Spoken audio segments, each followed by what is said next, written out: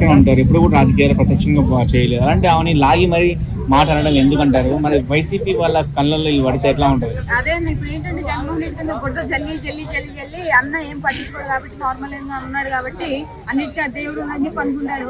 ఇప్పుడు బాత్రూమ్ గారి మీద రియాక్ట్ చూపిస్తే ఇంకా జగన్మోహన్ రెడ్డి ఊరుకుంటారు, ఆయన కూడా రియాక్ట్ అవుతారు కదా, మనం ఆయన మీద కూడా ఏదో ఒక కేసు పెట్టవచ్చు కదా, ఇప్పించవచ్చు కదా అని చెప్పి ఏదో చేస్తున్నారు.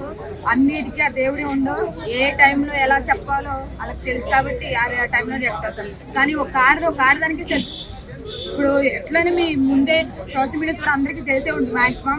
జారండి నోరు ఉన్నా కానీ ఇష్టానుసారంగా మాట్లాడితే అది మీకే లైఫ్ లో అనేది తప్ప. సో జగన్ గారు వైఫ్ వైఎస్ భారతి స్థాయి ఇక్కడ, ఈమె స్థాయి ఇక్కడ, సుభాష్ సింగ్ స్థాయి ఇక్కడ, ఈమె ప్రెస్ మీట్ లో కూర్చొని అడ్డగాడిదనే మాటలు మాట్లాడడం మీరు ఎట్లా చూస్తారు?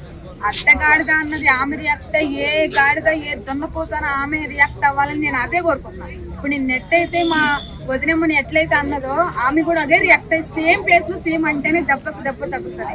కంపల్సరీ దానికోసం వెయిటింగ్ చేస్తారు. ఇన్ని రోజులు జగన్మోహన్ రెడ్డి అన్న రియాక్ట్ అవుతుంది ఏదో కానీ ఇప్పుడు బాతంగా రియాక్ట్ అవ్వాలా, వాళ్ళ అమ్మ కూడా రియాక్ట్ అవ్వాలా.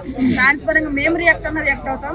అంత కాబట్టి బాతం గారు మీ వీడియో మీరు చూసినట్టయితే మిమ్మల్ని ఎల్లైతే గాడిదన్నదో మీరు అట్ట గాడిద అనండి.